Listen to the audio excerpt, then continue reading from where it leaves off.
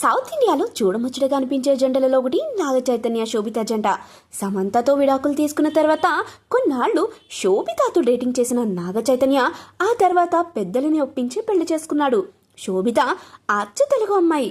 పుట్టింది తెనాలిలో, పెరిగింది వైజాగ్లో. కానీ సినిమాలు ఎక్కువగా హిందీలోనే చేసేది.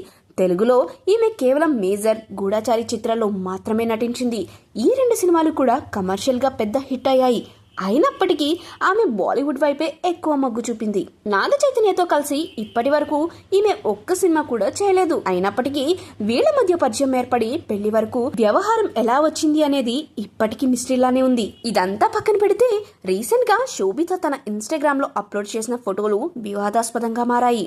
పూర్తి వివరాల్లోకి వెళ్తే, శోభిత అనేక సందర్భాల్లో తనకి తెలుగు సాంప్రదాయాలు తూచ తప్పకుండా అనుసరించడం ఎంతో ఇష్టమని, చిన్నప్పటి నుండి మా అమ్మనాన్నలు అలా అలవాటు చేశారని చెప్పుకొచ్చేది.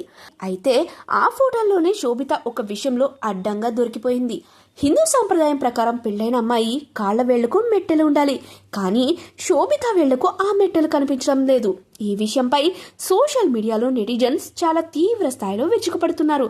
పెళ్లి జరిగి సరిగ్గా 2 నెలలు కూడా అవ్వలేదు, అప్పుడే మెట్టెలను తీసి పక్కన పడేస్తావా?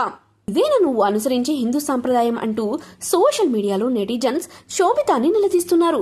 మరి దీనికి ఆమె రియాక్షన్ ఇస్తుందా లేదా అనేది చూడాలి. ఇక ఆమె చేస్తున్న సినిమాల సంగతికి వస్తే, ఈమె రీసెంట్ గానే బాలీవుడ్ లో పలు సినిమాలను, వెబ్ సిరీస్లను పూర్తి చేసింది. ప్రస్తుతానికి ఈమె చేతిలో ఎలాంటి ప్రాజెక్టు లేదు.